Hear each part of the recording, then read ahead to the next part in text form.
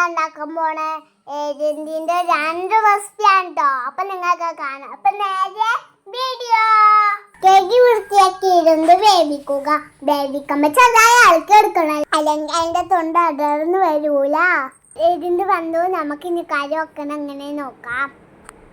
തേങ്ങയിലേക്ക് 2 teaspoon മുളക് പൊടി, 1/2 teaspoon മഞ്ഞൾപ്പൊടി, ഇതിലേക്ക് ചെറിയ ഉള്ളിയും ജീരകവും ചേർത്ത് അരച്ചെടുക്കുക. അരച്ച് വെച്ചതിലേക്ക് 1 തക്കാളി 3 പച്ചമുളക് അരിഞ്ഞെടുക്കുക.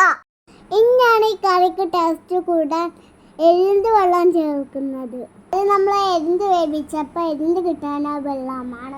ഇനി ഒരു മാങ്ങയിട്ട് അടുപ്പത്ത് വെച്ച് നന്നായി വേവിക്കുക. അത് തിളച്ച് നല്ല സെറ്റായ നമ്മൾ എരിന്ത് കുട്ടപ്പാൻ അതിലേക്ക് ഇട്ടെടുക്കുക. നമ്മൾ കറി വെന്നു, നമുക്ക് ഇതിനെ അടുപ്പത്ത് നിന്ന് ഇറക്കാം. ഇനി ഒരു പാൻ വെച്ച് അതിലേക്ക് വെളിച്ചെണ്ണ ഒഴിക്കുക. ചെണ്ണ ചൂടായാൽ അതിലേക്ക് ചെറിയുള്ളി ചേർത്തിട്ട് റാണിറായ കരിവേപ്പില ഇട്ട് നമ്മൾ കറിയിലേക്ക് ഒഴിച്ചെടുക്കുക. നമ്മൾ കറി സെറ്റായി മക്കളെ. അടിപൊളി കറി ഇട്ടോ.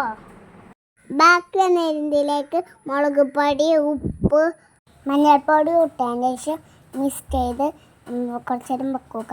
ഇഞ്ചി വെളുത്തുള്ളി പേസ്റ്റ് ചേർക്കണം. ഇനി ഒരു പാൻ വെച്ച് അതിലേക്ക് കുറച്ച് വെളിച്ചെണ്ണ ഒഴിച്ച് നമ്മൾ എരിന്ത് കുട്ടന്മാരെ ഇടുക. അതൊന്ന് മുഴഞ്ഞ് വരുമ്പോൾ കുറച്ച് വേപ്പിൻ്റെ ഇലയും തേങ്ങ ഇട്ട് കൊടുക്കുക. നന്നായി ഇളക്കി മുഴഞ്ഞതിന് ശേഷം നമ്മൾ എരിന്ത് fry ready.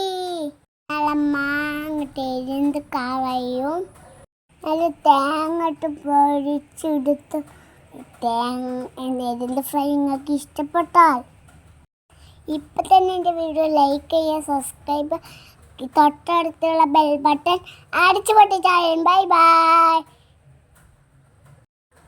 I love you and bye.